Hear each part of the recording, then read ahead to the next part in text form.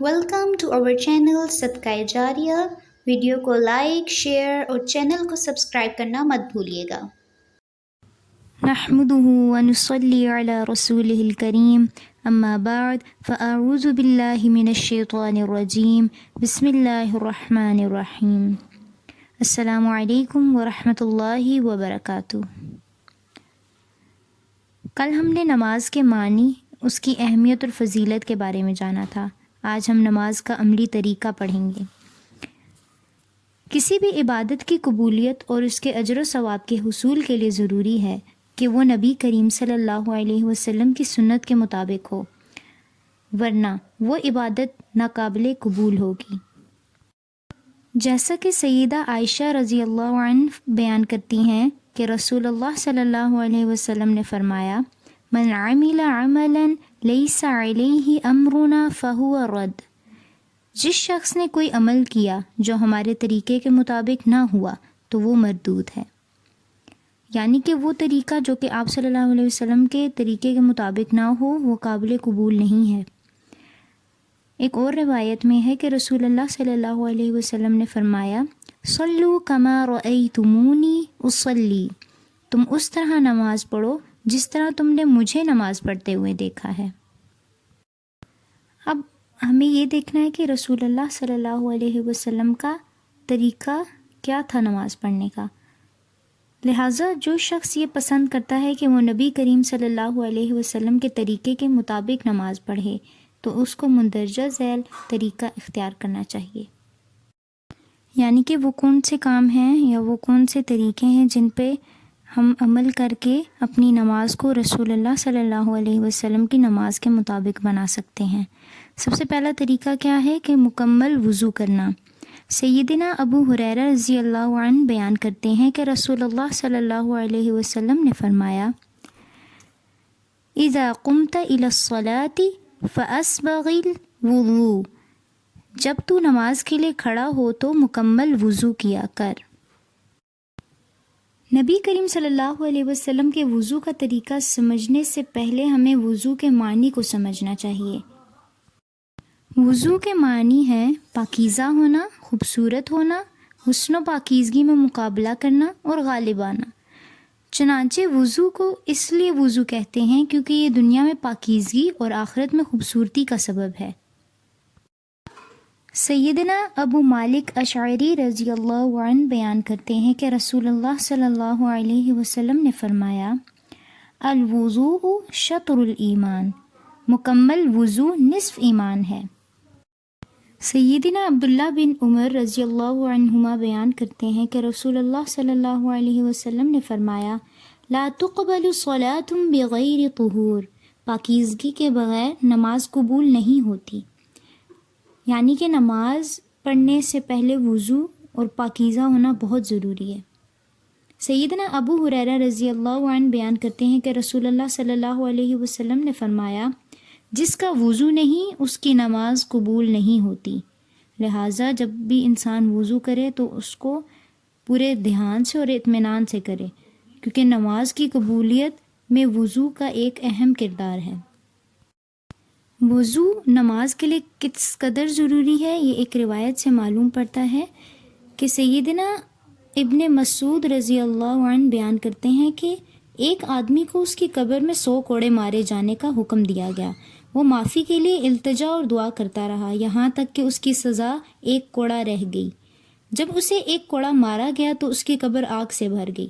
جب عذاب کی کیفیت ختم ہوئی تو پوچھنے لگا، تم نے کس وجہ سے مجھے مارا ہے؟ تو فرشتوں نے کہا، تو نے ایک نماز بغیر وضو کے پڑھی تھی اور تم مظلوم کے پاس سے گزرا تو نے اس کی مدد نہیں کی تھی. چلیے اب ہم وضو کا طریقہ جانتے ہیں. سب سے پہلے دل سے نیت کرنا. سیدنا عمر رضی اللہ عنہ بیان کرتے ہیں کہ رسول اللہ صلی اللہ علیہ وسلم نے فرمایا، انما الاعمال بالنیات. عملوں کی قبولیت کا دار و مدار نیتوں پر ہے.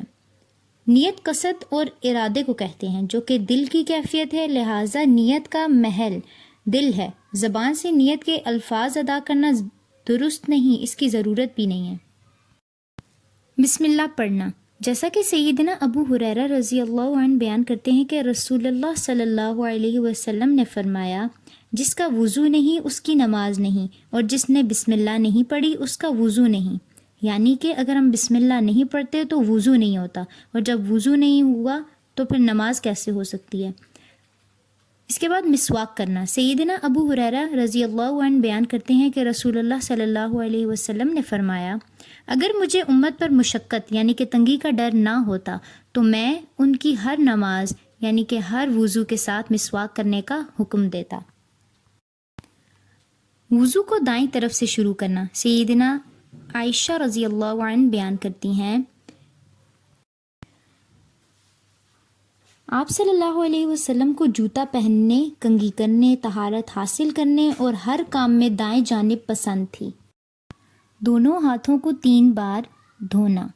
سیدنا حمران رضی اللہ عنہ بیان کرتے ہیں کہ عثمان رضی اللہ عنہ نے پانی منگوایا اور وضو کیا اور اپنے دونوں ہاتھوں کو 3 بار دھویا، یعنی کہ اپنے ہاتھوں کو کلائیوں تک دھونا۔ اگلا جو پوائنٹ ہے وہ یہ ہے کہ ایک ہی چلو سے کلی کرنا اور ناک میں پانی چڑھانا، اور یہ عمل 3 دفعہ کرنا۔ اس کے بعد بائیں ہاتھ سے ناک کو جھاڑنا۔ عثمان رضی اللہ عنہ نے پانی منگوایا اور وضو کیا اور ہاتھوں کو 3 مرتبہ دھویا، پھر کلی کی اور ناک جھاڑی، یہ ایک اور روایت میں ہے۔ اور سیدنا حضرت علی رضی اللہ عنہ نے پانی منگوایا، کلی کی اور ناک میں پانی چڑھایا اور بائیں ہاتھ سے ناک جھاڑی۔ منہ کو 3 بار دھونا۔ سیدنا حمران رضی اللہ عنہ بیان کرتے ہیں کہ ثم غسل وجهه 3 مرات، کہ حضرت عثمان رضی اللہ عنہ نے اپنے چہرے کو 3 مرتبہ دھویا۔ اس کے بعد ہاتھوں کو 3 بار کوہنیوں تک دھونا۔